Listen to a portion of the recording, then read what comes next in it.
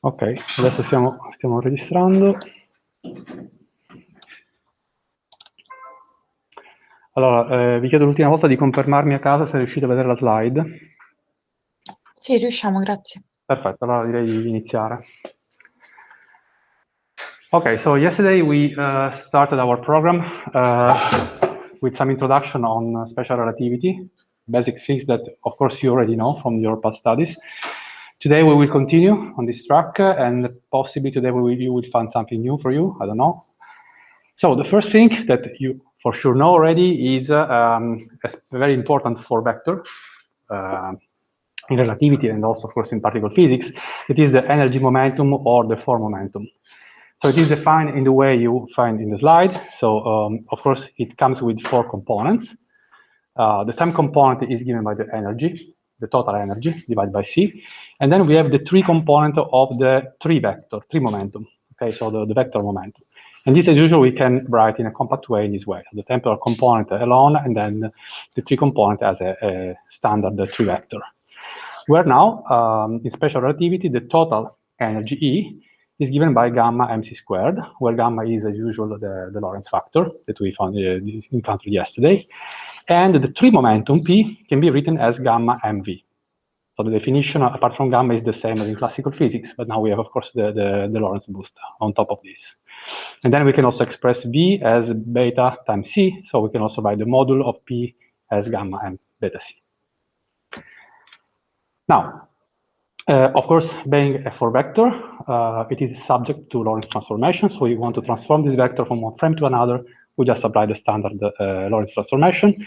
Again, in the simple case where the movement between the 2 references occur along the common x direction, the Lorentz transformation only touch the first 2 components of our 4 vector, and they actually mix them again. Okay, so the 0 and the first component are mixed in the first 2 equations here, and then the other 2 are remaining untouched. Now, yesterday we also discussed about the scalar product, and we defined the square of a 4 vector, which is a Lorentz invariant. And special importance has the square of the 4 momentum P, which is related to the mass of our system through the so-called mass shell relation that we now shall derive on the blackboard. So I have to stop sharing. Sorry. How? Sono perso il coso. Ah, ok. So, ragazzi a casa vedete la lavagna? Sì, sì. Ok.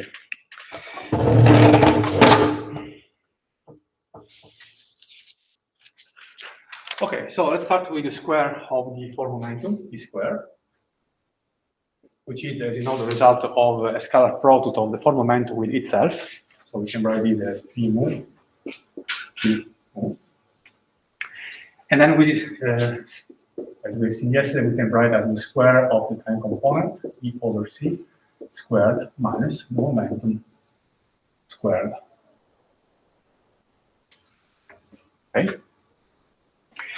Now, let me remind you the relation for the full energy, the total energy E, which is gamma m c squared, and of the momentum P, which is gamma m beta c. So let's just substitute this here. So this is going to be gamma m c squared divided by c squared minus gamma m beta c all squared. Okay, so the first term is just gamma squared, m squared, c squared. We just simplify with c squared here, minus gamma squared, m squared, beta squared, c squared. And we can collect here gamma squared, which is 1 minus beta squared, m squared, c squared.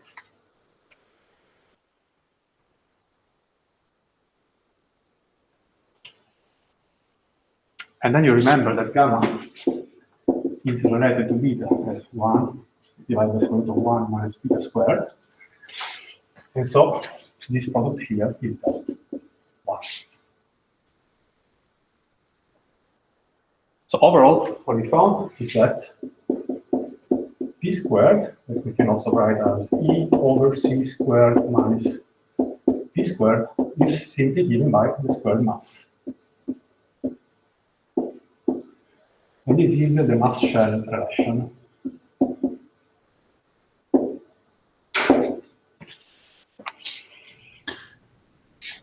Sorry, I don't know if it's just my connection, but it's a bit blurred actually.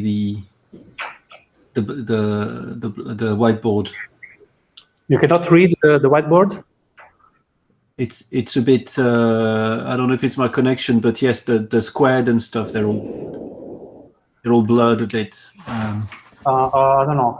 What about the others connected from remote? Forse potrebbe scrivere un po' più in grande.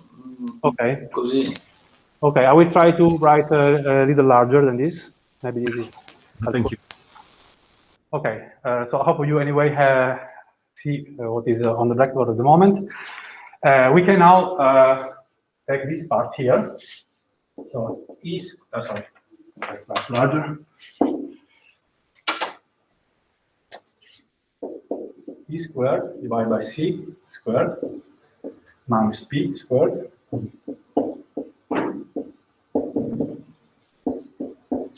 And now we have E, the total energy from this. So this is E squared minus P squared C squared equal to M squared C to the fourth. Benjamin, can you see? Is it any better? Yes, better like this. Thank you. Okay, you're welcome.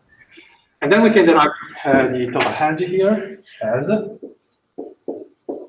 square root of P squared C squared plus M squared C to the fourth power. This is, of course, equivalent to gamma and C squared. So this is the expression of the total energy in two equivalent ways.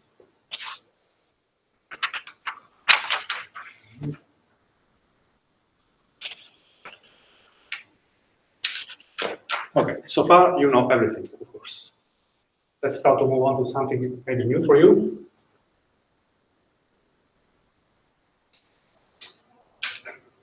Scusate. Ditemi quando posso cancellare. Ci siete tutti qui in aula? Ok. Can I clear the board? Lo posso cancellare? Just give me a sec. I found my problem in my case. Okay. It's much better with Chrome. For some reason, the codec than with yeah, of course. We will need to work on Chrome. Sure. Yes. So now I've now swapped, so it's okay. But yes, it's fine. Okay. Fine. Okay, so we now.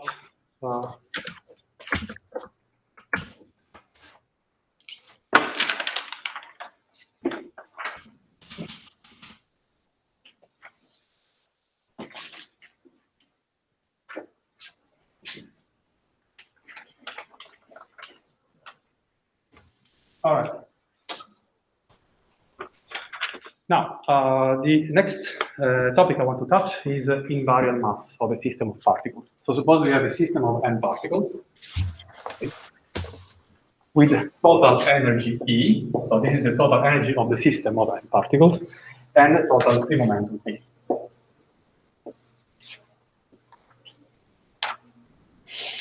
Okay. Again, we start from the mass shell relation. So again, we start from P squared equal to P squared over C squared minus E squared equal to M squared C squared, where now capital M is the mass of the full system of n particles. Okay, and we know derive M from here. So obviously M comes to be MC squared, the square root of E squared minus P squared C squared.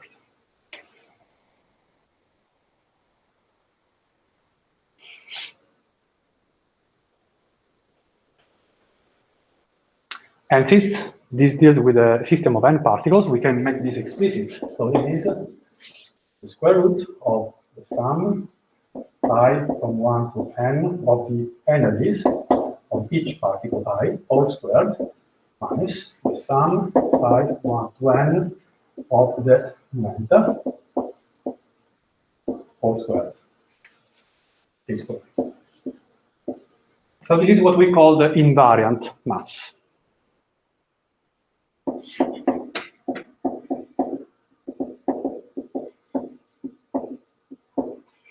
If you remember yesterday when I was introducing the standard model, I showed about the Higgs discovery that people found a bump in the invariant mass of the two-photon system, right? So the invariant mass was calculated in this way. This is the standard way. So we will use this concept many times during the course, of course. Now, we are summing the energy of every particle. yes, we are summing all We are summing the total energy. So the sum is of the E square. The square is outside. Outside. The square is outside. Okay. Sorry. Okay. So now, what about the center of mass system? So this is supposing is in the laboratory system. The center of mass system, you know that the total momentum by definition is 0. Okay. So first, in the center of mass system, the sum of Pi. Let me put a star here to indicate the center of mass system. This is by definition 0. Okay. So what about the invariant mass? MC squared is just the square root of the first term here, the center of mass squared. It is, of course,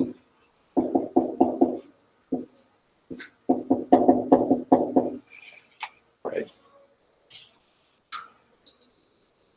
So the invariant mass in this case, the invariant mass in this case coincides with the sum of the total energies of all particles of the system in the center of mass.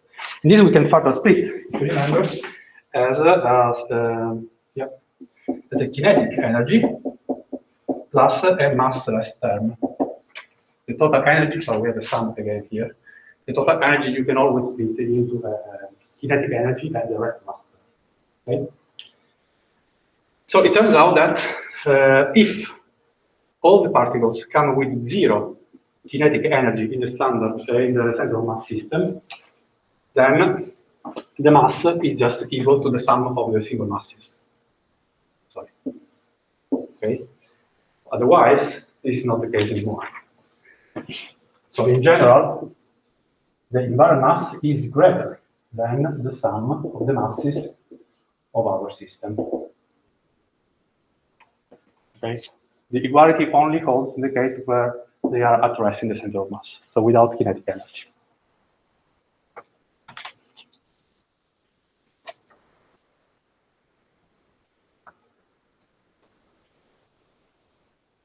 Now let's consider a simple case of a reaction. So suppose we are colliding E plus B that goes into C plus D.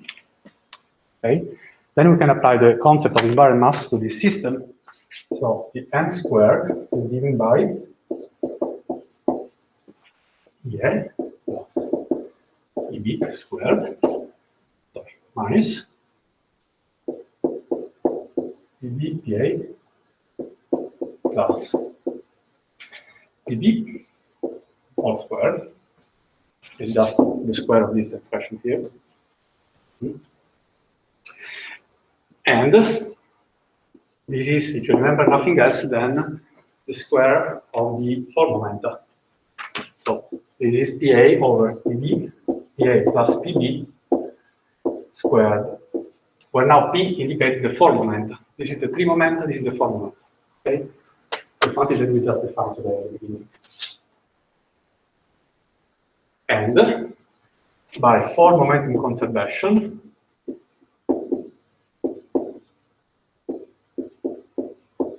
this must be equal, of course, to the total for momentum in the final state, squared, Pc plus Pd.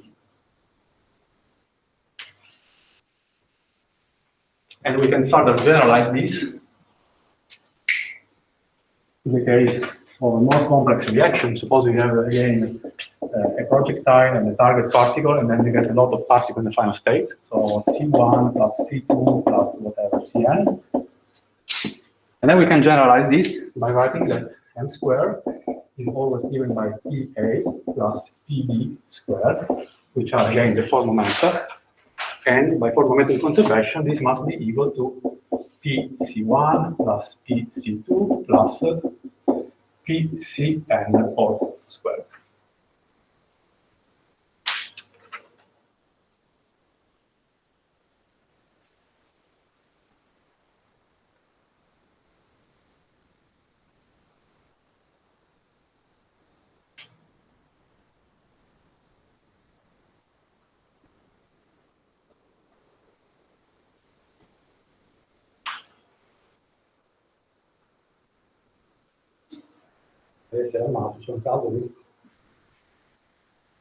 All right, so let's now go back to the slide and try to summarize what we have learned so far.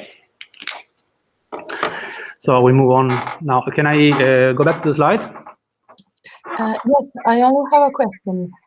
In the line for the rest mass of the system, mc squared, in the end, I have only the mass, but isn't it the rest mass like mic squared?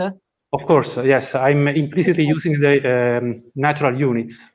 Okay, Yes. perfect. Okay, thank you. Thanks for mentioning this. When you don't see, there is a c squared here, okay? When you don't see that I use these, I mean, it is implicit that I'm using the natural unit. So c is equal 1 and h bar is equal 1. Okay, thanks for asking. Now, so back to the slide.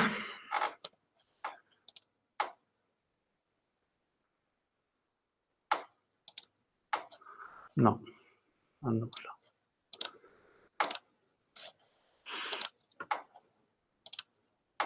All right. So let me summarize what we've learned so far. So the total energy we can always express as gamma mc squared, but we can also write in terms of momentum and mass, the way we derived in the blackboard. And it is always possible to split into two contributions, the kinetic energy, okay, and the rest mass energy. So the energy that only derives from the fact that the object has some mass, okay. The rest mass energy, as you know, is mc squared. This is the very famous Einstein mass energy relation that everybody knows, okay? And so we can now subtract this from the total energy to derive the expression of the kinetic energy, okay? We just make the subtraction, and this turns out to be given by gamma minus 1 mc squared, okay? So you have now the total energy, the mass, rest term, and the kinetic energy. The momentum we just defined today, so gamma m beta c. And when you now put together a few of these, you can get a useful relation between gamma, beta, etc. So for instance, from the first equation, you can derive gamma as E divided by mc squared, and you can also write in terms of the momentum and mass. From this last one, from the momentum, you can invert this and you can extract beta, okay? As P divided by gamma mc, you can further multiply by C on the numerator and denominator, so you get the total energy in the denominator. So depends on what you know, you can calculate gamma and beta, okay? And then you can also calculate the product again from this last equation here. Then we derive the mass-share relation, so the square of the full momentum is just nothing else than the square of the mass of our system. And the concept of invariant mass for a system of n particles. And just let me remind you from yesterday also the relation between covariant and contravariant for vectors through the tensor metric, the metric tensor. Okay, so this is in the slide, so you have as a recap. Now, let me move on. For any kind of reaction, A plus B that goes into C plus D, we can define some very important Lorentz invariants, which are called the Mandelstam variables, and are three: S, T, and U. So S is given by the square of the sum of the four momenta, either in the initial or in the final state, because of the momenta conservation. And T and U are instead, if you see here, the differences in four momenta between one initial state particle and one of the final state particles. So, a few comments. The variable S corresponds to the squared total center of mass energy of the process. And this we will derive next in the blackboard. Okay, so S is extremely important because the square root of S gives you the energy in the total energy in the center of mass. Okay, whereas the other two, T and U, corresponds to the squared transferred momenta. Okay, because they involve for moment of the initial state particle and final state particles. So the difference is the transfer moment. And the three Mandelstam variables are not independent of each other, but they are related by the relation that you find here in the bottom of the slide. So the sum of the three is given by the sum of the square of all the masses that are involved in the reaction. So only two of them are independent. Okay, let's now go back to the blackboard.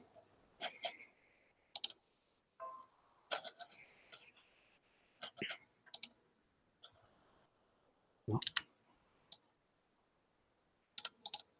Okay.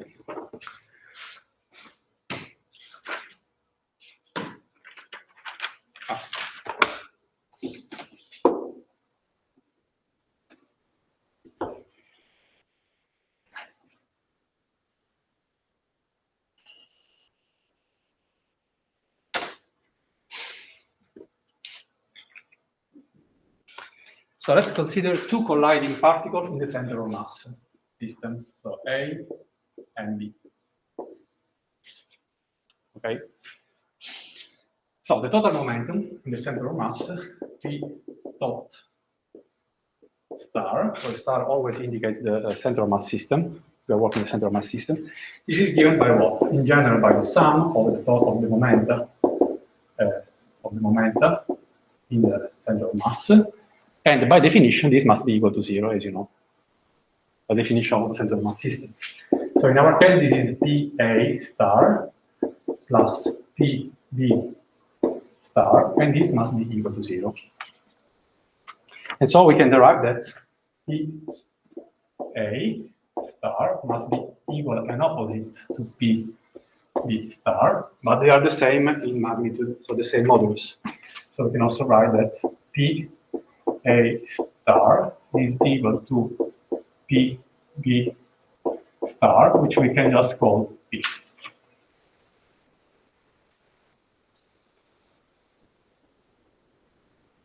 Now, let's write down the four momenta of the two particles, the two colliding particles, in the center of mass, of course. So PA star, now this is the four momentum, okay, without the arrow on top. So this is, by definition, PA star divided by C, and then PA star.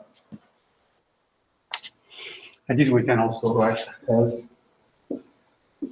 PA star C P. And for the other particle, P B star, again for momentum, is again A B star divided by C, and P B star, which is nothing else than E B star divided by C minus P.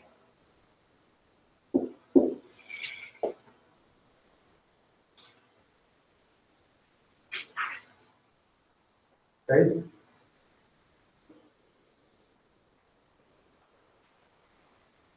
So now we have all the ingredients to calculate the S Mandelstam variable,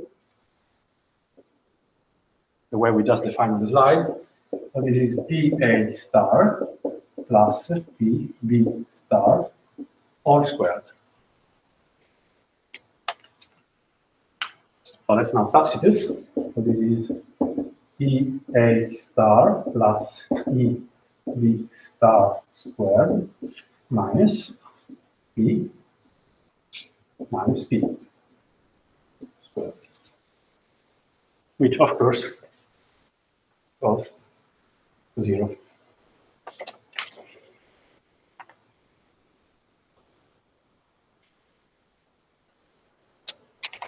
Okay, so we are just left with the sum of the energy in the center of mass, A star plus AB star squared, which is nothing else than, by definition, the total center of mass energy squared.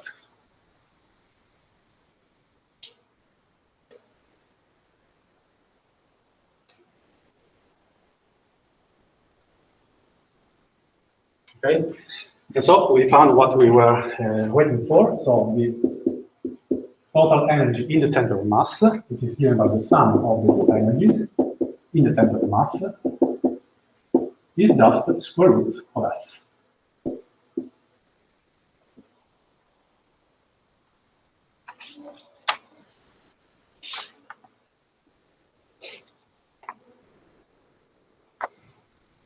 Okay, so this is very general.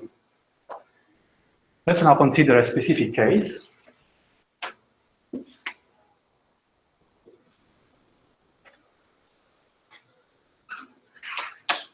So suppose now that the two particles are identical particles, so we are colliding two protons, okay? So we have a proton here and a proton there, okay?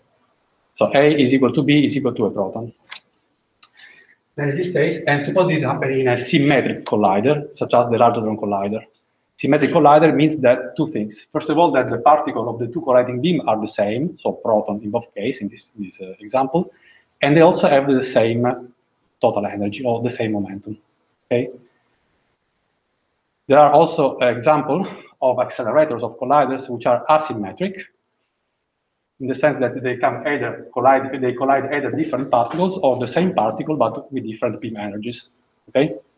So let's concentrate on the more general case, on the more the Large Hadron Collider example, for instance. Okay. So a symmetric proton-proton collider. So in this case, what we have is that the energy that we deliver in the center of mass in the collision, which is, as usual, square root of S, is given by twice the beam energy in the collider. Because these two here are the same. And if the collider is symmetric, the center of mass is at rest, because the two identical beams are colliding with the same energy in the center, or in the collision point. And this we can, again, always split as two, the kinetic energy of the beam, P, plus the mass of the proton. Okay. Now, what is the message here, the main message?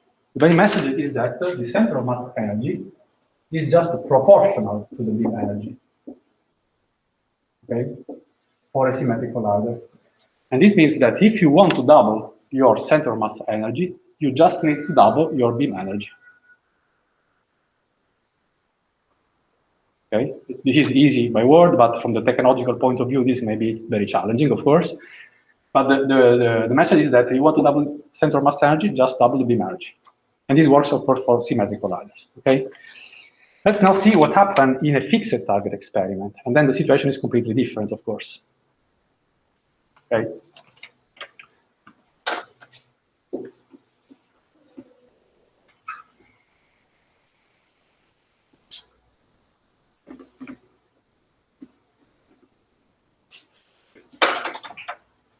So now suppose we have a fixed target experiment with a beam of particle A and a fixed target of particle B.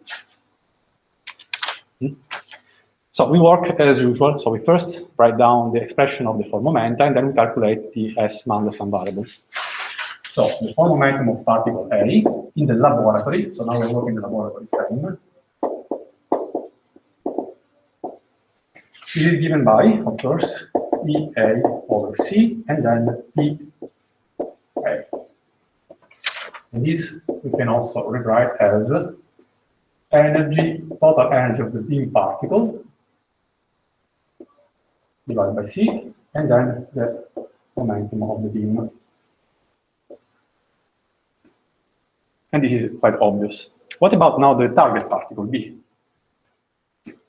So in the laboratory frame, the force momentum of particle B is in general defined as EB over C PB, but the target is at rest in the laboratory frame. So the only contribution to the total energy is the rest mass, right? So this is MB, and the momentum is 0 because we are at rest in the laboratory.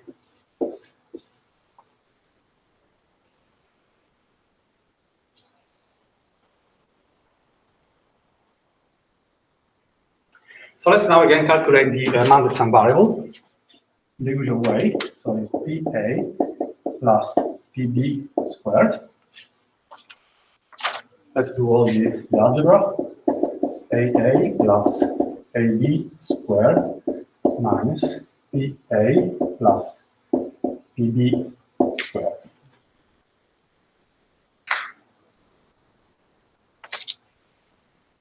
And now we substitute our friends here. So this is PA plus MB squared. This is 0. Then we have minus PA squared.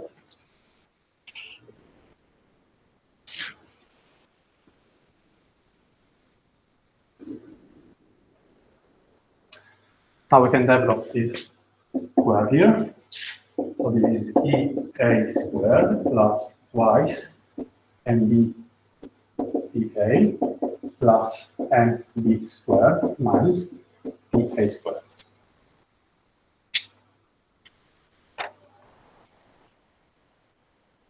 And we can now collect this and this together. So this is EA squared minus PA squared plus MB squared plus twice MB PA.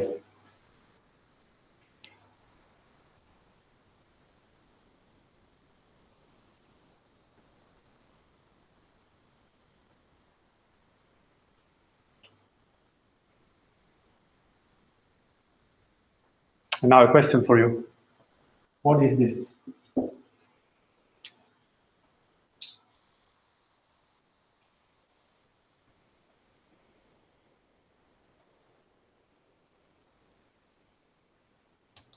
Well, that's going to be the mass.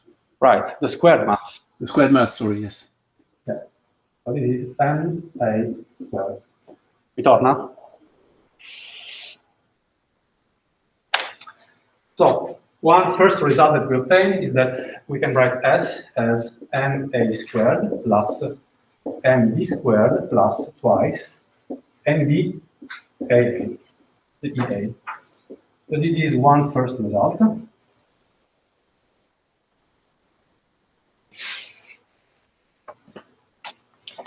But we can continue from here. So this is also equal to MA squared plus MB squared plus twice MB. And then we can, as usual, split the total energy into the kinetic term and the mass term. So we have Ka plus Ma. And we take the products here. So this is equal to MA squared plus MB squared plus 2 MB Ka plus 2 M. Sorry, let me do the other one. So plus 2 MA MB plus 2 MB Ka.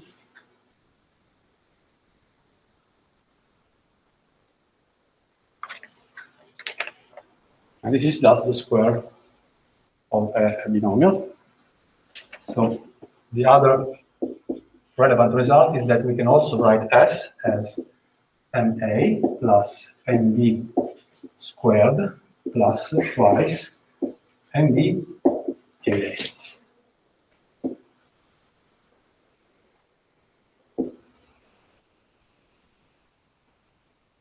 Giusto finale, non potete proprio la lezione.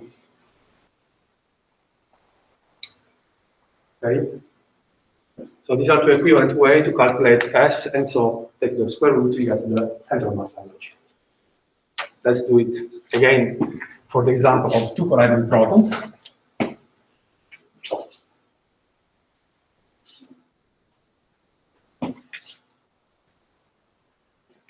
So suppose again that we have a beam of protons and the target of hydrogen, so essentially protons.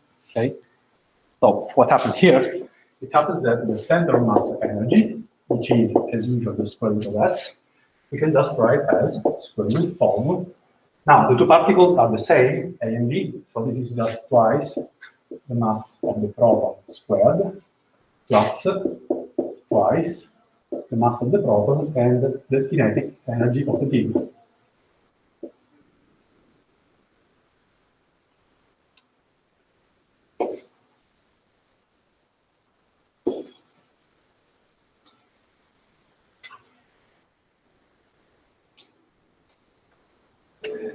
the other relation that we found was this one, okay? So suppose now that we work in the ultra-relativistic limit. This means that we can neglect the mass compared to the total energy. So from this, in the hypothesis that MA and MB are much smaller than the total energy, so in this case, this reduced to center mass energy is equal to square root of S, and so this is equal to, essentially we can neglect the two mass terms here, so we end up with two mass of the proton and energy of the beam from here. Let me write it as almost equal, because we are making an approximation here. We are neglecting the mass of the particles compared to the total energy of the image. Okay. And so what is now the message? I told you before the message for the kind of collider in the center of mass. What is the message here? The message here is that the center of mass energy, that is square root of S, is now proportional to the square root of the beam energy. And this makes a big difference. If you want to double the center of mass energy, you have to increase by a factor of 4 your beam energy. If you want to increase by a factor of 10, you have to increase the beam energy by a factor of 100.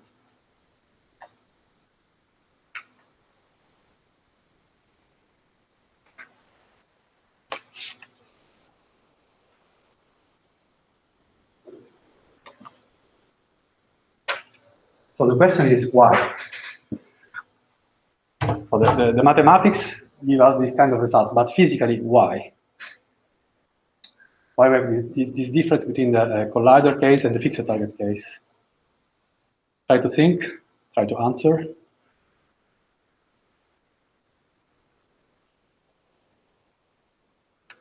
Let me put the question another way. Why, to get the center of mass energy, you need a much higher beam energy in the case of a fixed target compared to the collider case? Because some particles have to go out with some energy because of the momentum that they take with them. Yeah, you can say this better.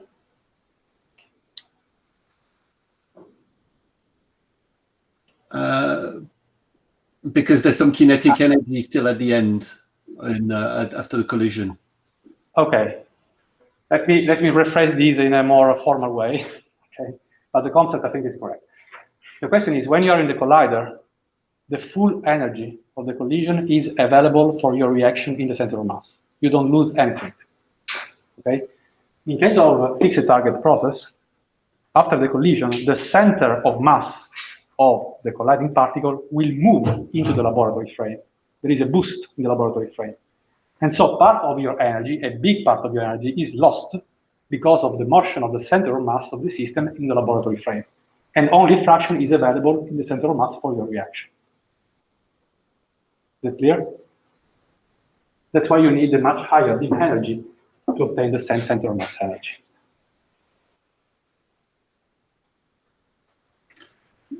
May I ask a question? Yes? What about the cases where there's like proton-ion collisions? Yeah, indeed. Proton-ion collision is the case of an asymmetric collider. Okay, you know, we have examples at LXEB, for instance. In this case, of course, the center of mass is moving because the collider is asymmetric. So the center of mass of the reaction is not at rest. Okay. So again, part of the energy is lost in the motion of the center of mass. So we need to redo the same calculation with basically PB, where there's still a remnant. There's a momentum in that frame of the at the collision point, basically. Yes. Okay. Now, let me go to the last new concept, and then we will solve some exercise. Yes. Let me go. No. Yeah. Let me first go back to the slide. Right. Okay. Let me go back to the slide.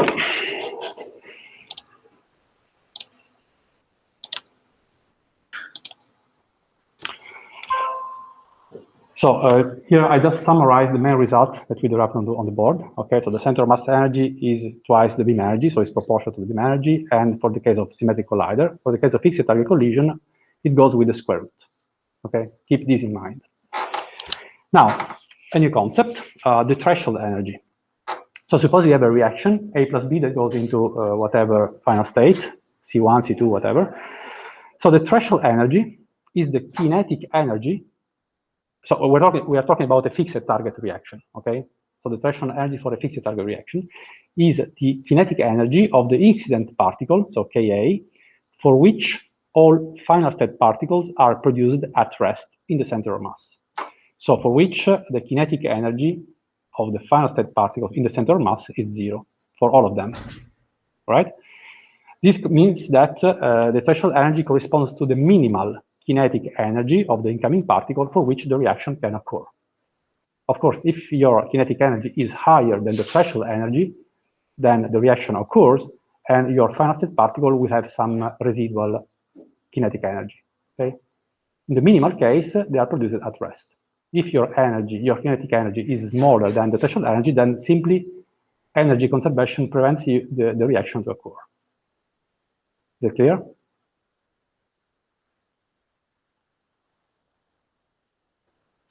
Yes, no? Yes? Okay. So let's derive now this again on the blackboard.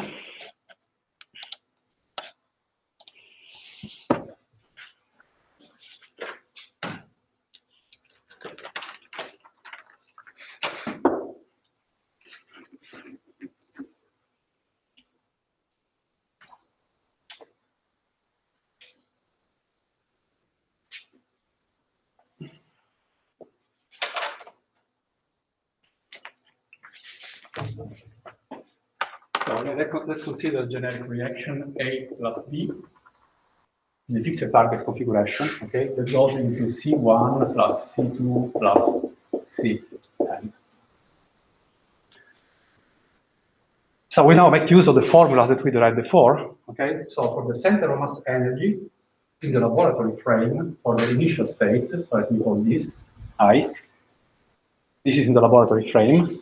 So as we derive, this is given by the square root of MA plus MB squared plus twice MB KA.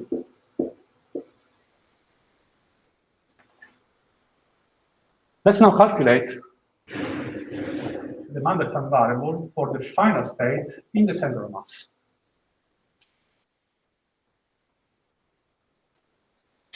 This is nothing else than the center of mass energy. So this is the sum for I1 to n of all the energies in the center of mass.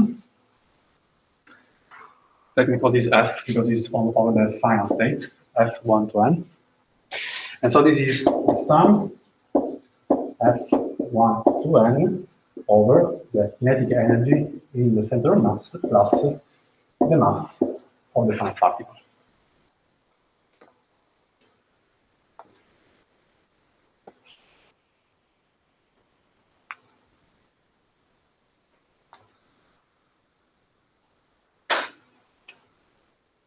Now, as I was introducing before, the Mandelstam variables, all of them are Lorentz invariant. So they are the same in any reference frame. Okay? So in the laboratory or in the center of mass, they must be the same. They are invariant quantities. Okay? In addition, we have to consider also energy conservation in the process. So the total energy in the initial state must be equal to the total energy in the final state. So obviously, what happened is that Si must be equal to Sf for energy conservation, and must be equal to Sf star because it is a Lorentz invariant. So we can just call all of them S.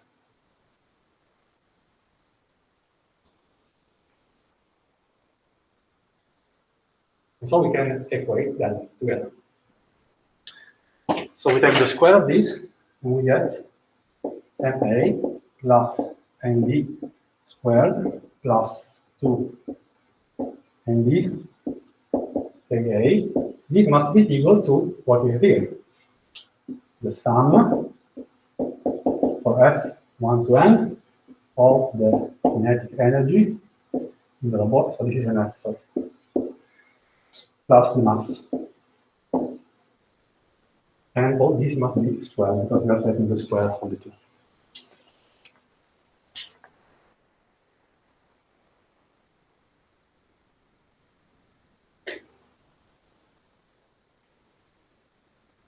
So we can invert this and derive the kinetic energy of the beam particle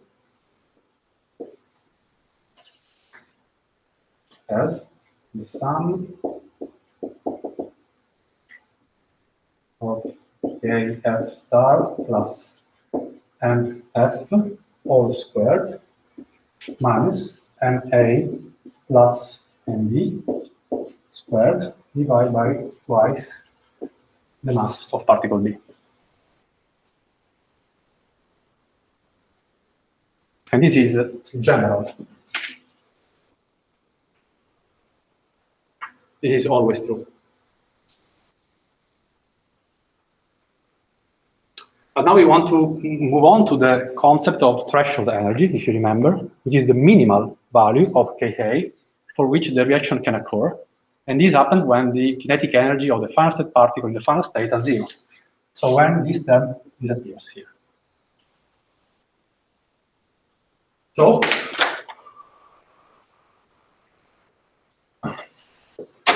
the threshold value of the S Mandelstam variable is just sum of the final state masses squared. And so our threshold energy, so Ka threshold, okay, just given by this expression without Ka. That is, we can write it explicitly.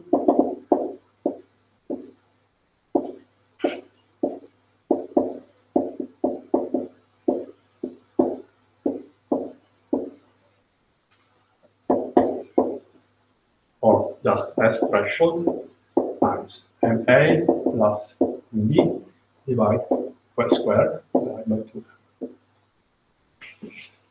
So this is our threshold energy.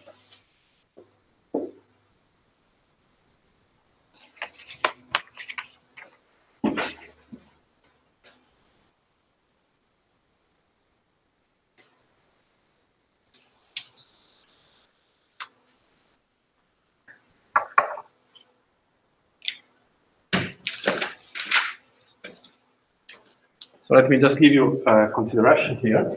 We can just move to the slide map better.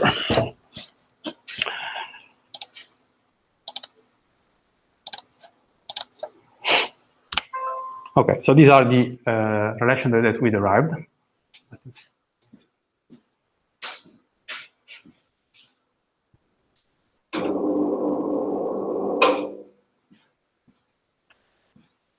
Now, if you look now at the right-hand term here, of course, you have a difference, okay? And when you have a difference, the total can be positive or negative, it depends on the size of the two terms, okay? So when this difference is 0, this means that whatever kinetic energy you have, you can always produce final state, so the reaction can occur, okay? So if the right hand is negative, the reaction is always kinematically allowed.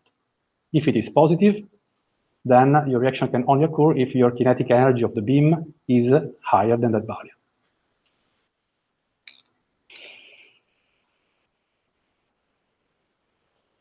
Clear? Now, a few words about decays. So let's start with a simple case of a two-body decay. Okay, so we have a particle A, which decays into two particles, B and C. And of course, in the center of mass system, the particle A is at rest. This is the reference frame of particle A, so it is at rest here.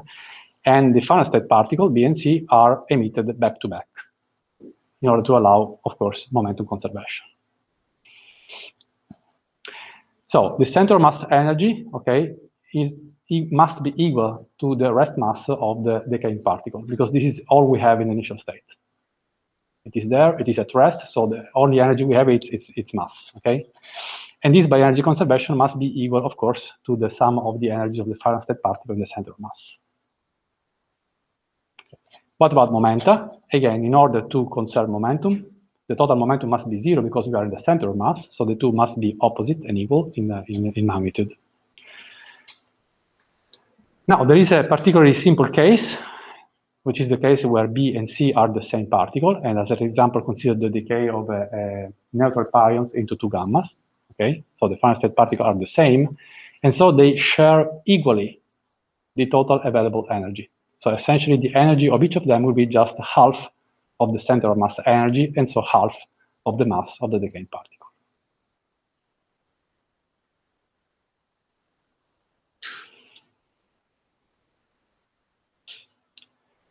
Let's now derive the general case, where B and C are different particles, okay?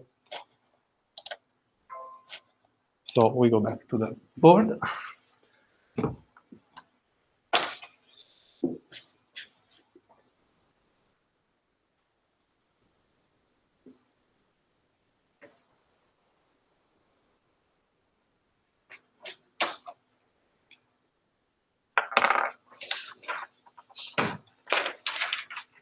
So we have a particle A decaying into B plus C, and the center of mass A is at rest, and B and C are emitted back to back. B star and B C star. Okay, so as we know, B star must be equal and opposite to B star in order to have the total momentum equal 0 in the center of mass system, but the two moduli are the same. So B star is equal to B C star, and this we can just call B.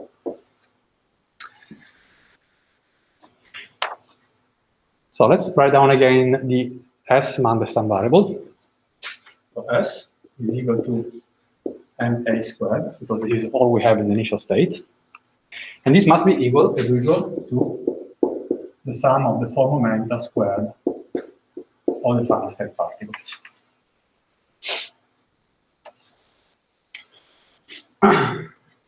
This we can make explicit.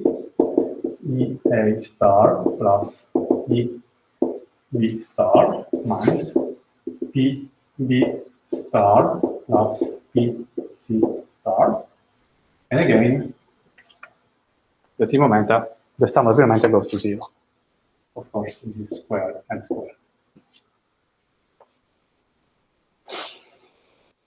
So what we have here, EA squared plus, sorry, this is B and C.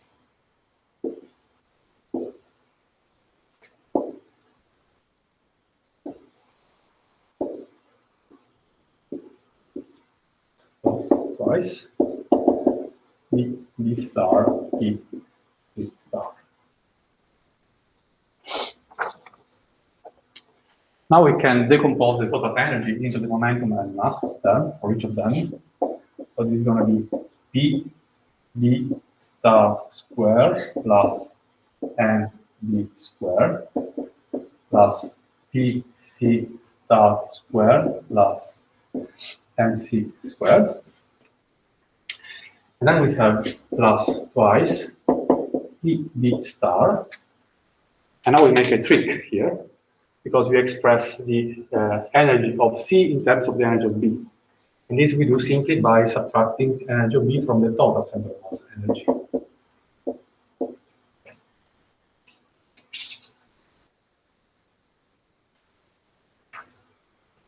So with this trick, we get rid of the dependence on the energy of the particle C, and we have all expressed in terms of energy of particle B. Okay, so let's continue from here. So we have mB squared plus mC squared plus, these are square modules of B, C, and D, which are the same, as we know. Okay, so this we can just write as twice P B star squared. Okay, this plus this. And then we have plus twice E B star square root of S minus twice E B star squared.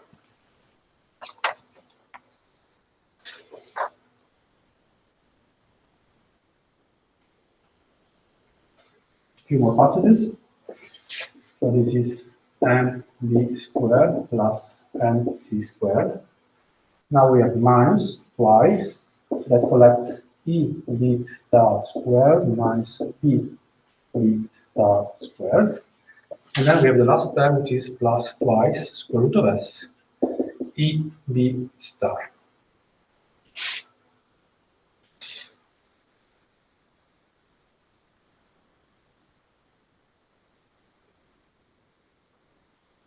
What is this?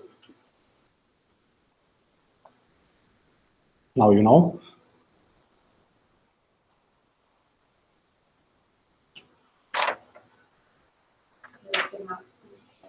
The square mass of E. Okay, so we can now subtract this to this. And so let me continue here. And so we have MC squared minus MB squared from this difference plus twice square root of S E star B.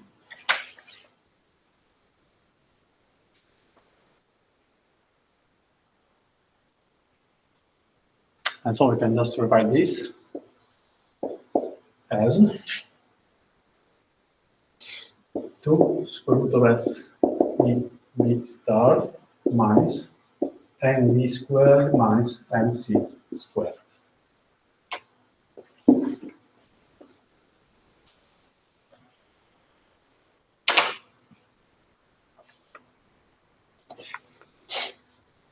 And now we are done, because what we want to know is the energy of particle B in the center of mass. So we just divide this. B star B is equal to S plus NB squared minus NC squared divided by 2 square root of S. Or, if you like, MA squared plus NB squared minus MC squared divided by twice the mass of A.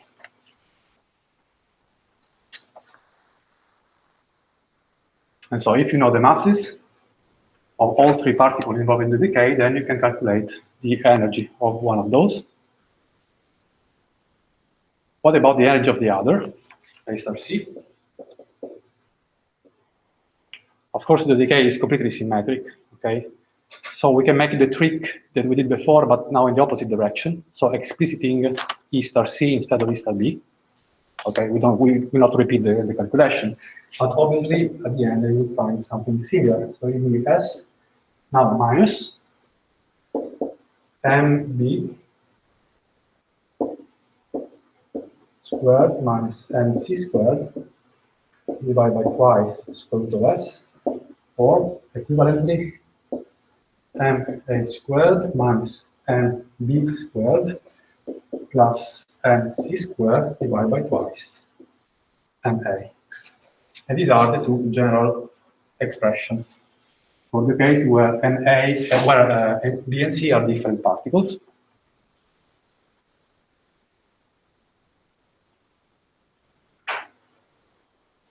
Of course, if now B is equal to C, this will cancel, and then you just end up with half of the mass of the initial particle, as in the example of the neutral pion decaying the two gammas that I showed before.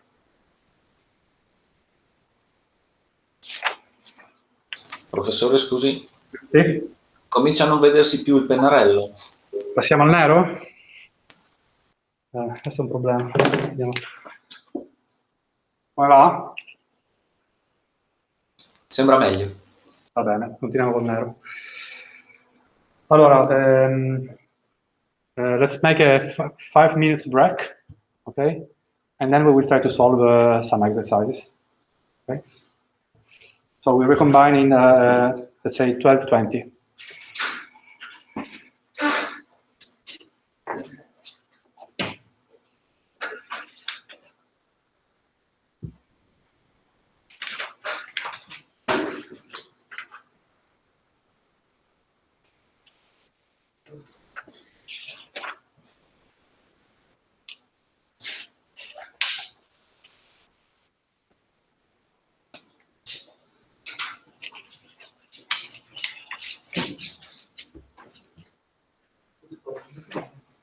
Abbiamo valutato e C facendo teoricamente gli stessi ragionamenti che abbiamo fatto per il B, giusto? Però non mi torna questo segno negativo a me, nell'evento. Però forse sì, Devi fare i passaggi adesso. ok, Devi fare i i passaggi matematici portano a un meno. Semplicemente scrivi adesso quel pezzo lì, dove prima. E di C sarebbe S meno la differenza. Sì, questo è il risultato finale. Quando abbiamo ricavato prima A sta B, in questo punto qui, anziché avere... avremo hai C prodotto meno tu. C. Metti questo fuori e dentro diventa radice di S meno C. Quindi alla fine è tutto espresso in termini di C e alla fine è passato meno. Quindi al posto di radice di S meno B avremo il C meno radice di S. In quel caso. Sì. Ok. E il fatto che abbiamo scritto in C star come No, radice di S. no, ti viene uguale, solo che, ti viene uguale, solo che anziché avere radice di S meno B, avrai radice di S meno C. E C fuori. Cioè questo lo tieni fuori, è C, anziché B, e questo diventa C anziché B. Al contrario, esatto. È il totale meno B, meno C. Ah, ho capito. È come se abbiamo calcolato il C. Alla fine, se tu ti fai i passaggi, perché poi alla fine ti vengono fuori dentro le masse, vedrai che le masse di sottraggono diventano un meno alla fine. Ok, no, perché simmetricamente parlando nel mio cervello pensavo che fosse un più basso. No, beh, controlla, magari controlla, però Sì, se il passaggio deve venire fuori. Grazie.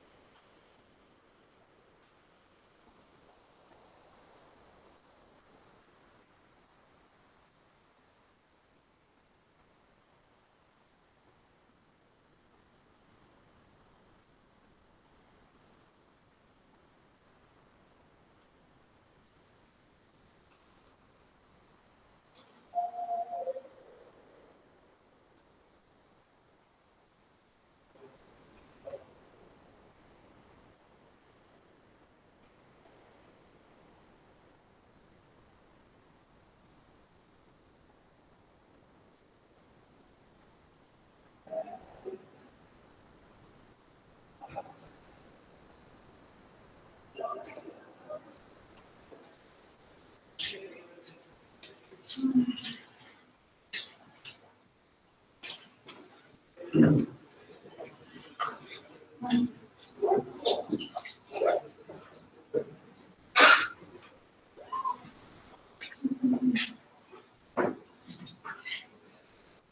un po' aperto.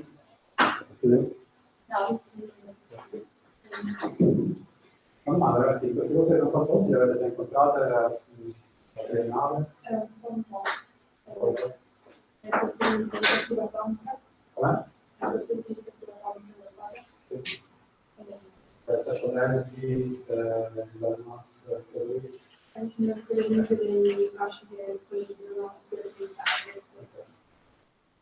Vabbè, questi ne abbiamo un richiamo, però magari qualcuno anche qualcosa di nuovo. Adesso diciamo, rafforziamo un po' questi concetti con qualche esercizio. Okay, so we can resume. So you should be able to see the blackboard. I will now switch to the black pen. All right. I don't know. First the text of the problem. Devo fare saltellare un po' qua, un po' là.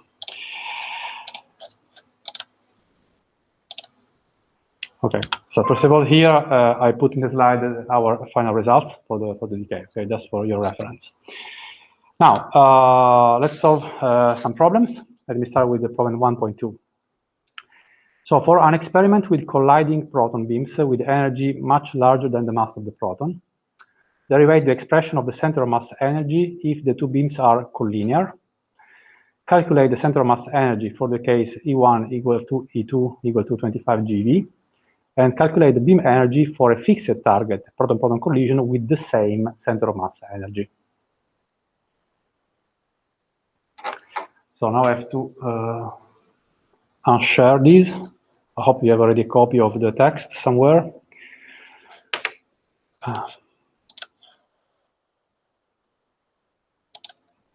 Okay.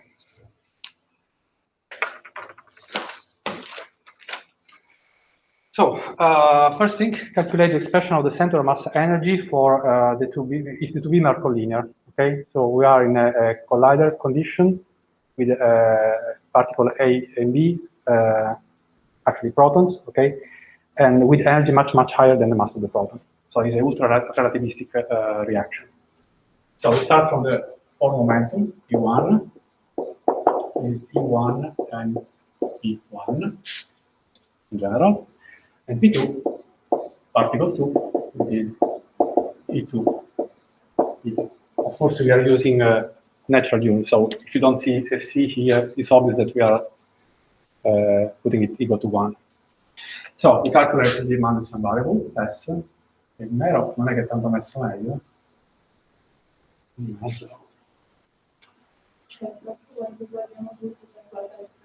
Magari fai un salto, sì. Vediamo un attimo allora. Sembrava buono, poi in realtà. Ok. Il verde, come dite del verde? Com'è il verde? Boh, lo vediamo. Lo vedete? Sì. Vabbè, aspettiamo un minuto perché adesso la ragazza è andata a prendere degli altri pennarelli, vediamo se. Comunque aspettiamo lei. Però posso dirle una cosa nel frattempo? Certo. Credo che non sia necessario che lei smetta di presentare, nel senso che noi da casa Switchate, certo, giusto. possiamo pinnare la webcam e vediamo bene la lavagna senza dover lasciare da parte, diciamo, la presentazione. Perfetto, ok, ottimo suggerimento. Quindi adesso rimetto la cosa così rimane lì col Sì, testo, il problema. Esatto. Hai fatto bene a dirlo. Ok, e intanto voi vedete la lavagna. Perfetto.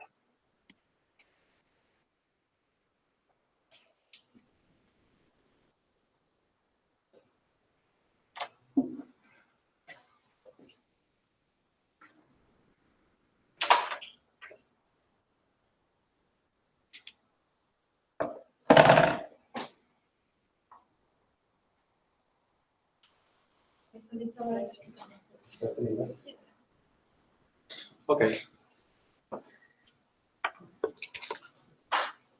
Allora, ricominciamo, quindi stiamo, so we were calculating now the S minus, peggio dell'altro. Così non ce ne usciamo però, porca miseria. Forse torniamo al blu? Vediamo se si è ripreso un po' il blu.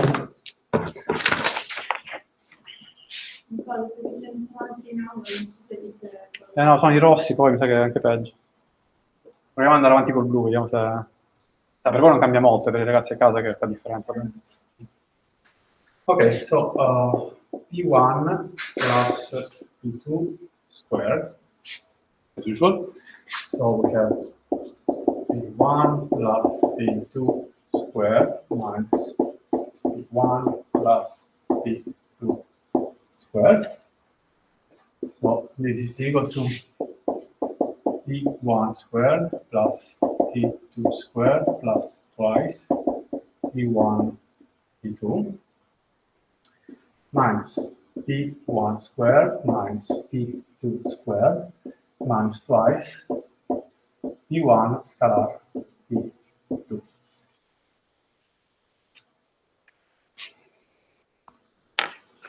So now we collect the terms that we want to collect. So P1 squared minus P1 squared plus P2 squared minus P2 squared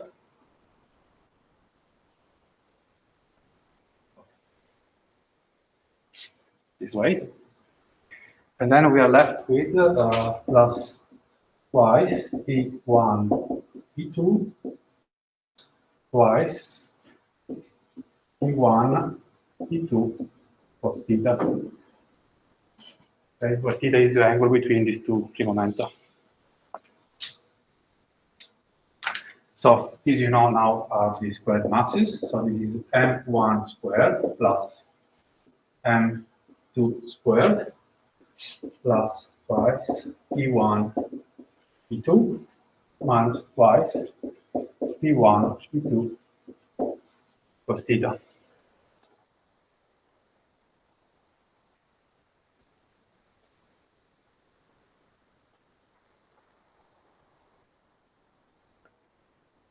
So up to this point, this is completely general. We have made no assumptions, no approximations. But now we remember from the text that we are working with energy which are much higher than the mass of the proton. So we are in the limit where we can neglect the masses. So S1 and E2 is much larger than the mass of the proton. And so we can also write that P1 is approximately equal to P1 and P2 is approximately equal to P2. Because we can neglect the mass, right? So in this ultra-relativistic approximation, this now becomes, let me put the almost equal here. So neglect this, and this we can merge together. So this is twice P1, P2, 1 minus cos theta.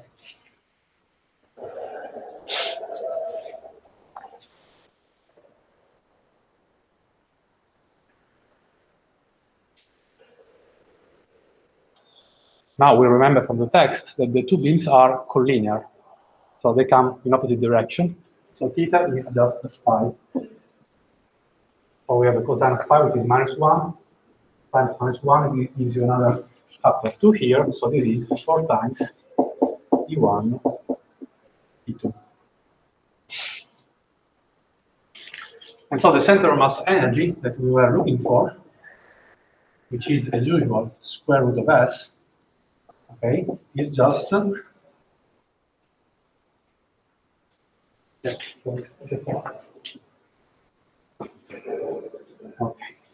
Is just twice the square root of E1 E2.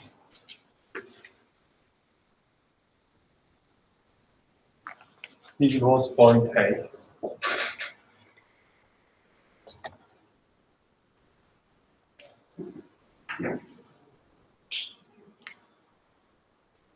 Now, point B is immediate. So the point B is the special case where now the two energies are equal and both equal to 25 GeV. Okay, so we just need to substitute here with 5 GeV, so the center mass energy is equal to twice 25 GeV squared, that is at the end 50 GeV.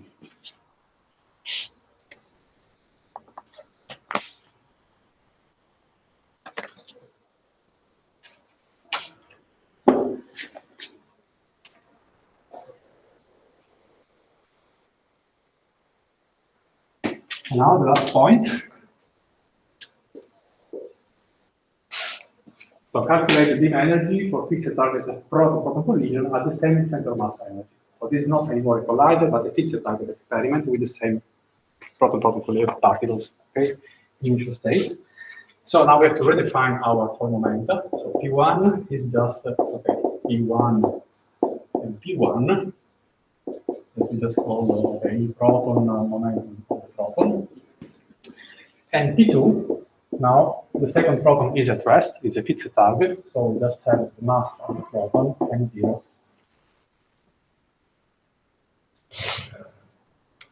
And so again, we go to the non-standard variable, P1 plus P2 squared.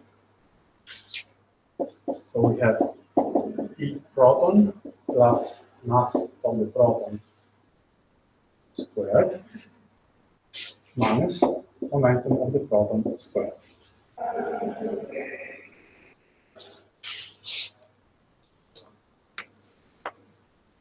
Let's make the usual algebra. EP squared plus MT squared plus twice MP EP times EP squared. We collect as usual EP squared minus EP squared, like group and data.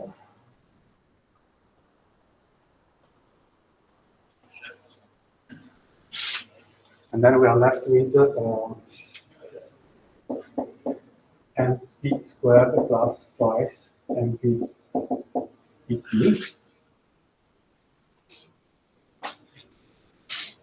This is mass of the proton squared.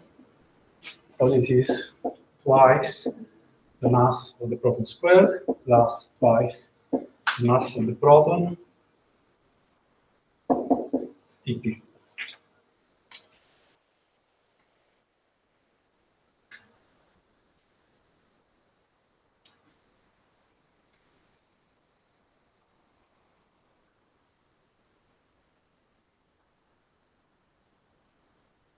Now, let's assume again that this is an ultra-relativistic interaction, so that the energy of the beam proton is much higher than the proton mass.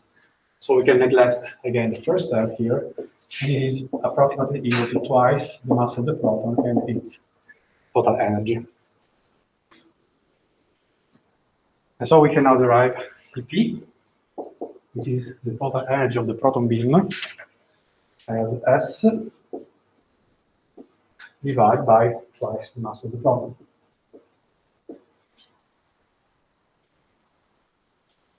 And as we know already, because we are working at the same center of mass energy, so this we already calculated before. Okay, so this is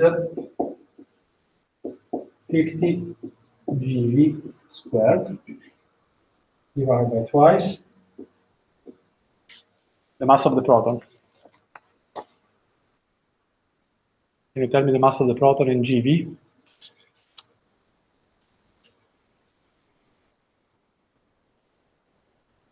Come on. In MeV? In kilograms? Whatever? Eh? Per elettrone. It's 900 MeV, no? Something like that. Yes, that's it. Ok, so la massa del protone è 938 MeV. Ok, dovreste saperlo questo. È circa un GeV. So this is 0.938 GeV. Okay. Now, if you make the calculation here, you get an incredibly high energy.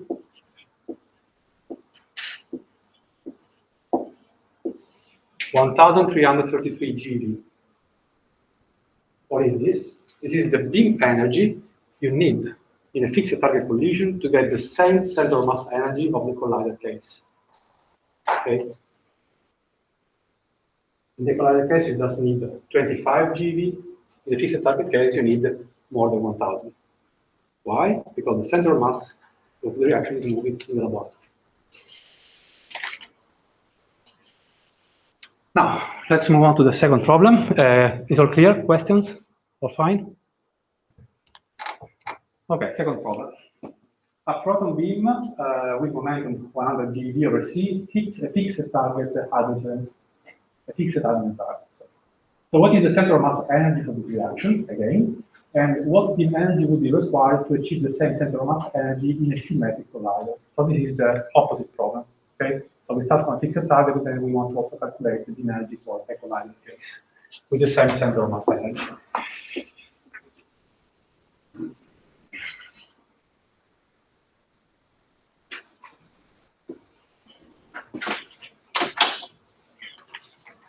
So the total energy of our proton, this is a fixed target. I will put here Ft, but okay, just to remind you, it's a fixed target process. It is, as usual, square root of p squared plus mp squared. Okay. The momentum of the beam we have already from the text. So this is 100 GeV squared plus the mass of the proton that we know 0.938 GeV squared.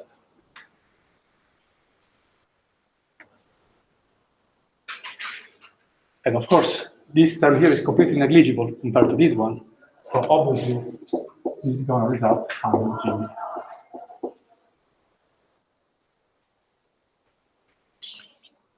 So the total energy is essentially equal to the momentum of the proton. Okay, it is so high that we can neglect the mass. Now, let's calculate the center of mass energy for this fixed target process. We not derive anymore the formula, we just derived before last lesson, so let me make use of this. Mp squared plus mp squared plus twice mp and the total energy in the fixed target. This we derived before, okay? So what we have here, again, we can neglect mass of the protons because the energy is so high. So this is approximately equal to square root of twice the mass of the proton and the proton energy. It is the root of twice 0.938 GeV times 100 GeV.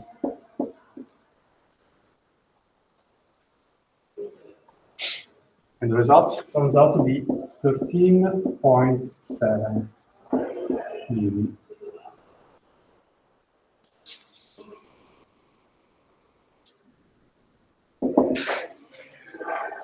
So again, we are in a fixed target process with a very high beam energy, 100 GeV, but the energy in the center of mass is only 13.7 GeV. Most of the energy is lost in the motion of the center of mass in the laboratory. It's not lost, it's unusable for the reaction in the center of mass. Okay. Now, this was A, B. Now is the inverse problem. So what beam energy would be required to achieve the same center of mass energy in a symmetric proton-proton collider?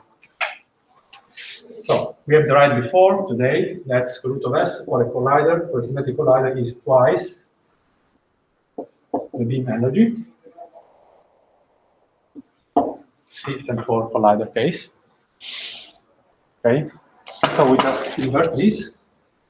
So the energy of the beam, the proton beam, let's call the energy of the proton, is just square root of S divided by 2. If the collider is symmetric, the energy of each of the two beams is just half of the total center of mass energy. This we know already. It is 13.7 GeV divided by 2, so it is 6.8 GeV.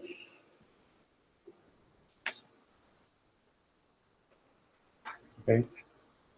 And this problem will give you indeed the size of the problem. Okay. So you want to achieve 14 GeV in the center of mass, then we need 100 GeV for a fixed target collision, or just 6.8 GeV in a collider. Okay.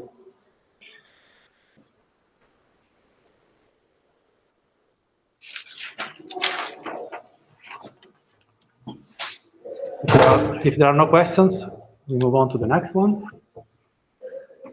This is about decays. So consider a two-body decay of the delta plus baryon into a phi 0 proton, where the mass of the delta plus is right there, is 1,220 MeV. Determine the energy and momentum of the two final state particles in the center of mass. Okay, so this is now about two-body decays.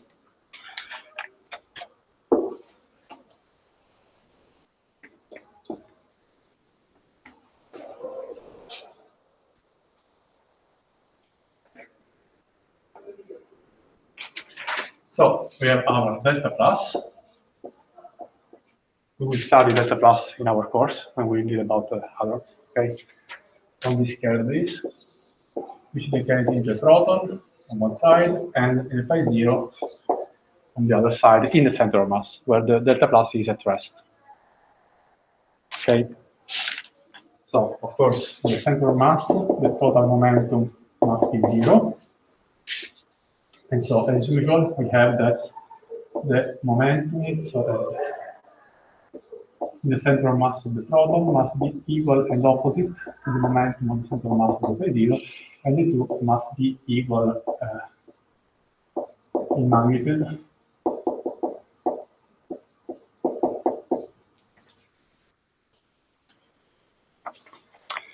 So let's start again. For momentum of the initial state, Pi, it is just Pi star Pi in general.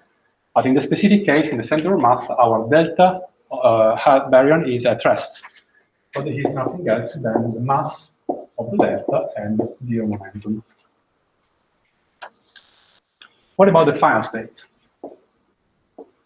Final state, we do have two objects that are emitted back to back. So this is going to be E phi 0 plus E proton star star. Let me write in this way, yes. And then P phi 0 star plus P proton star. Okay. And of course, this object here is 0 because they are opposite in the center of mass. So the final form momentum is just E phi 0 star plus E proton star and 0. So we want to calculate the non-distant variable in the final state. This is phi 0 plus pi proton square. Okay. We will not do the passages. This we did already in that lesson. So let me go already to the results.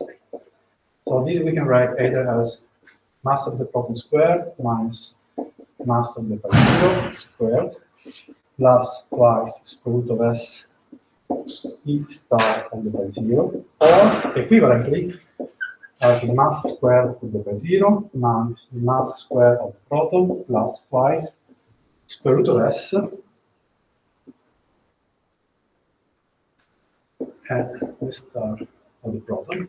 And this must be equal, of course, to the square of the delta plus mass.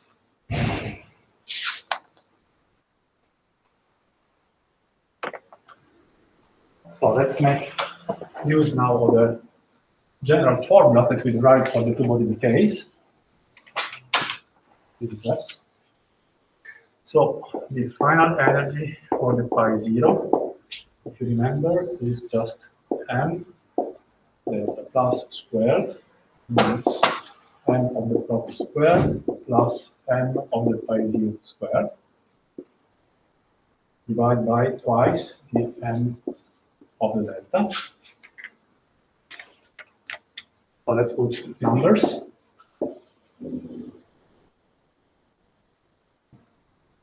The mass of the delta is given in the text, so 1232 MeV squared minus the mass of the proton. We know that is 938 MeV squared. Do you know the mass of the neutral pion, by chance?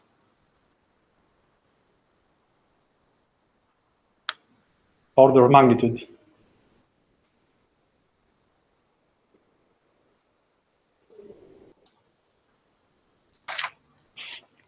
All blind, all white. Anybody from remote?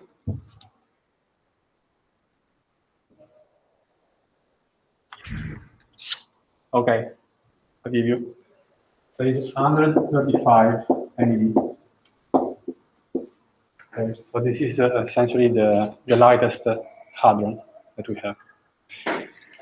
Divide by twice the mass of the delta from 32 MeV, and this turns out to be 266.3 MeV.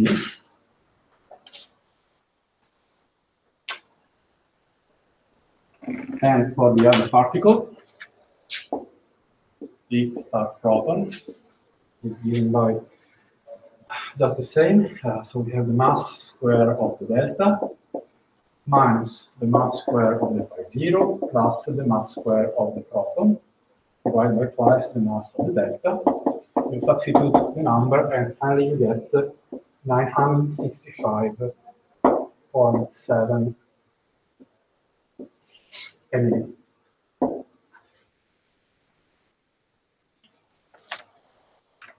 By the center mass of the proton has much more energy than the pion, but of course the same momentum. And so this was the first part. The second part is about now the momenta in the final state. This must be, of course, equal.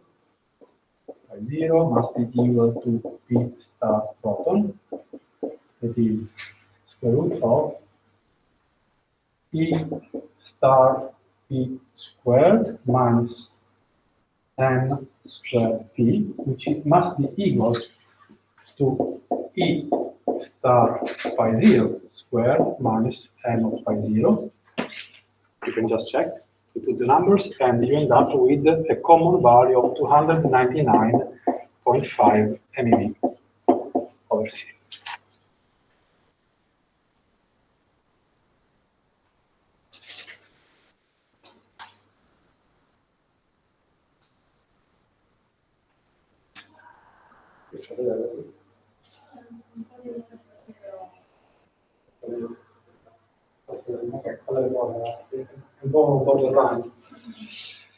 Ok.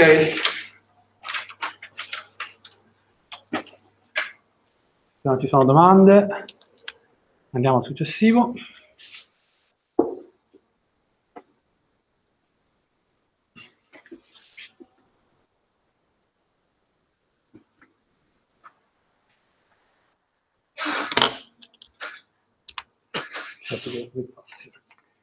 Okay, now triple decay. Consider the K0 into pi 0 pi plus pi minus, okay, with the mass of the K0 ion provided there, 500 MeV. Find the maximum and the minimum values of the pi 0 energy and momentum in the K0 rest frame. Yes. So this is, in general, a more complicated problem because we have three particles in the final state, right? So in the center of mass, our K0 decays into three objects. So this can be the pi 0, for instance. This can be pi plus, and this can be the pi minus. So these are the momenta. So overall, they have to sum to 0 in the center of mass. Okay. So the S must be equal to the squared mass of the K0 that is provided, so 498 MeV squared. The total momentum must be 0. P pi 0 plus P pi plus P pi minus. This, of course, must be 0 because you are in the center of mass.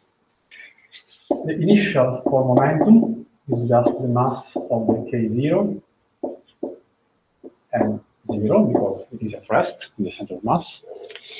And for the core momentum of the final state particle is phi 0 plus E phi plus E phi minus star everywhere. And then P phi 0 plus P phi minus plus P phi plus star. So this is general. Now the question is specific. So find the maximum and the minimum value of the phi 0 energy momentum. So of course, the energy in the center of mass can be shared in infinite possible ways through the three final state particles. Okay, but there is only one condition where the phi 0 has the maximum momentum, and only one where it has the minimum. Can you try to imagine the condition where the phi 0 gets the maximum momentum?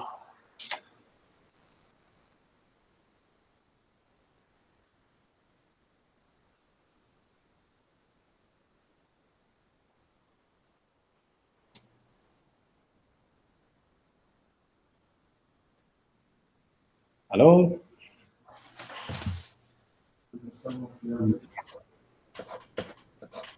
We have an answer, però un po' di volume. When the sum of the other two is vanished. It's not vanishing, it's opposite. Yeah, the sum. The sum of the three must be 0 anyway, the momentum. But the phi 0 gets the highest momentum if the other two are back opposite to it, both. Okay, so the condition is this one, where we have your phi 0 on one side and the phi minus and the phi plus on the other side. Ready? From the infinite possibilities, this is the one that provides the highest momentum to the phi 0. Of course, the sum must be 0, the sum of the three momenta. And so how can we calculate this? The trick is that we can now consider this pion pair as a single particle. So we are back in a two-body reaction, in two-body decay. So we can use the standard formula for a two-body decay. So E max phi 0 is equal to S minus m squared phi plus m squared phi minus plus m squared phi 0 divided by 2 square root of S. So in this very specific configuration, we are allowed to use the formula for the two-body decay, because we are considering this as a single particle.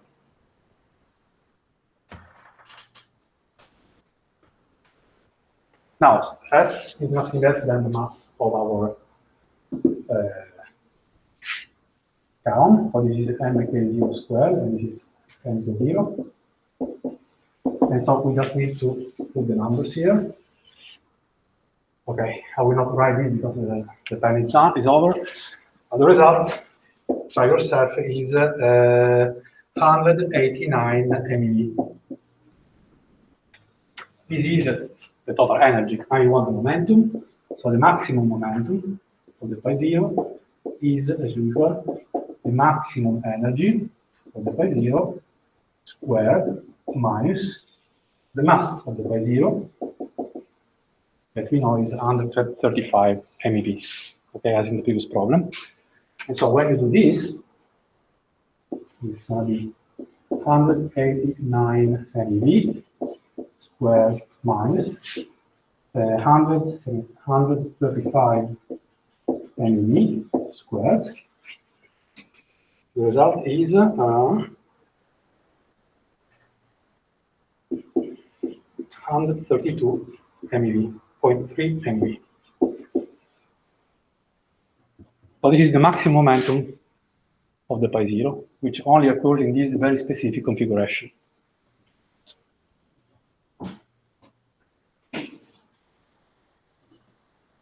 What about the minimum momentum? Try to think a little bit. In which configuration the phi 0 can get the minimum momentum?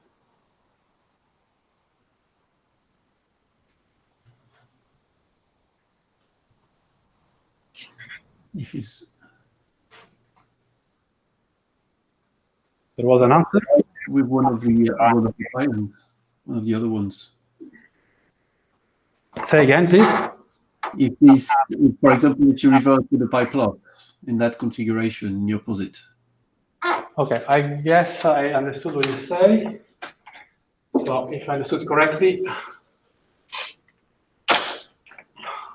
the situation is the following. We have a pi plus here. We have a pi minus opposite there. And so the pi 0 can only be at rest, produced at rest here. And so with p pi 0. Was this your answer? No. Okay, very good.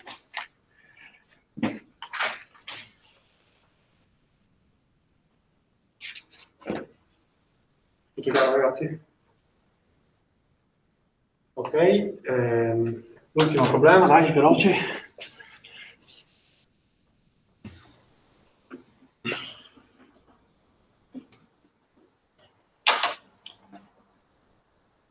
Okay. So, a relativistic electron collides against an atomic electron that we can consider at rest. Okay. So the kinetic energy of an atomic electron can be negligible, of course, for a relativistic electron. So what is the minimum energy required to produce an E plus minus pair in final state? And what are the values of gamma threshold and beta threshold? So this is about the threshold energy. Okay.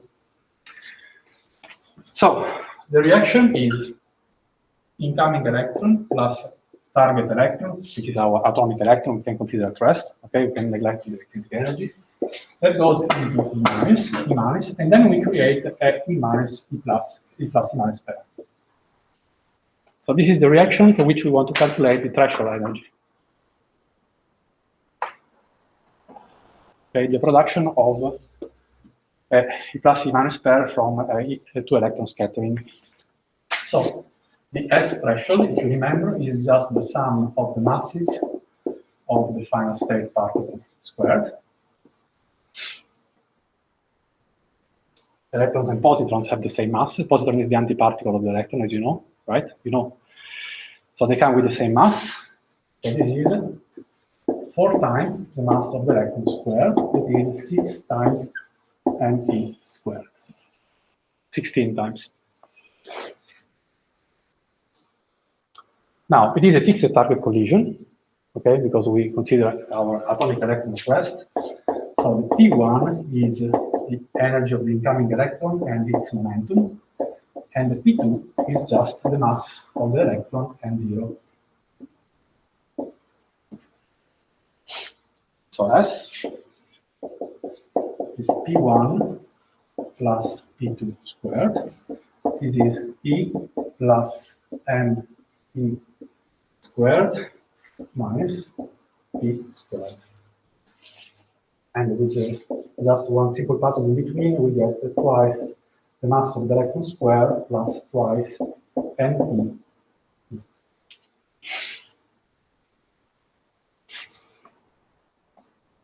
Again, this is general, okay? Now we want to calculate the threshold. So this reaction can only occur if your S is greater or equal than the S threshold. Okay? And this means that this one twice ME squared plus twice ME must be greater or equal than 16 ME squared.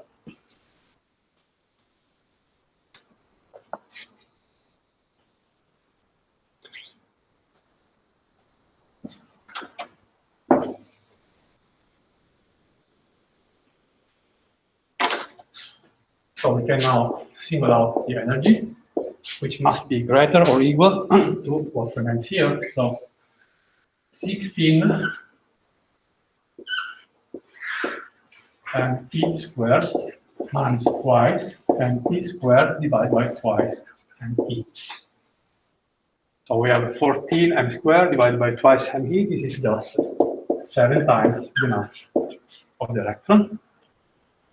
The mass of the electron is half an MeV, as you know. So this is 7 times 0.511 MeV. So this is 3.15 57 MeV. And this is our threshold total energy. Okay? Only if this occurs, then the reaction can proceed. Now you want the threshold energy, which is, if you remember, the minimal kinetic energy of the incoming electron. So you can just extract Ke threshold as the total energy minus the mass term. And so it's 7 minus 1 MeV, ME, that is 6 times the mass of the electron, which is 3.066 MeV. Okay, this is the minimal kinetic energy of the incoming electron that allows the reaction to occur. The last question, and we're done, is to calculate now the gamma threshold and the beta threshold. Okay, so the gamma, so we know that E threshold is in general gamma threshold MC squared. Okay, as we learned today at the beginning. So we can just invert this, and it will also work in natural units. We'll forget about the C. So the gamma threshold is just the threshold total energy divided by the mass of the electron. That is 7 ME divided by ME, that is 7. So the value of the Lorentz boost is 7 in this specific case. The threshold value, sorry, the threshold value, okay? And once we know the threshold value of gamma, we also get the threshold value of beta, okay? Let me remind that gamma is 1 divided by square root of 1 minus beta squared. So we can invert this and obtain beta equal to square root of 1 minus 1 divided by gamma squared. So we want the threshold value. We put here the threshold value. So this is 1 minus 1 divided by 49. That is 0.9897. Almost the speed of light.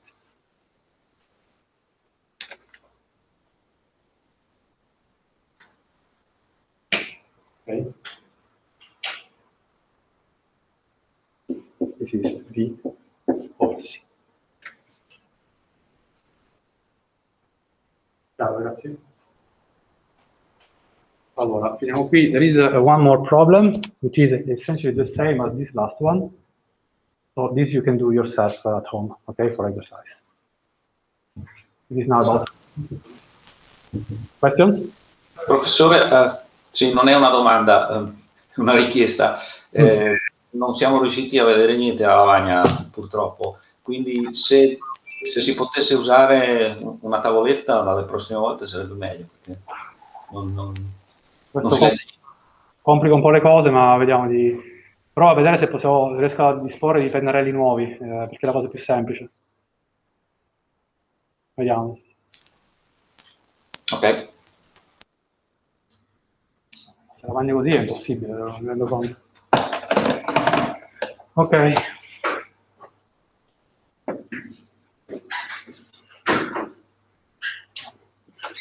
Va bene, noi siamo a posto per oggi, ci vediamo mercoledì prossimo e cominceremo il modulo 2. So let me stop the registration here.